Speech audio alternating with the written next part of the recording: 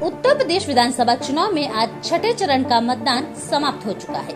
मुख्यमंत्री योगी आदित्यनाथ गोरखपुर से चुनाव लड़ रहे हैं। उत्तर प्रदेश में 10 जिलों की 57 सीटों पर होने वाले विधानसभा जिले हैं अंबेडकर नगर, बलरामपुर, सिद्धार्थ नगर, बस्ती, संत कबीर नगर, महाराजगंज, गोरखपुर, खुशीनगर, देवरिया और बलिया भी शामिल है। अब 7वें चरण का मतदान 7 मार्च को होना है, जिसमें 9 जिले की 54 सीटों पर वोटिंग होगी।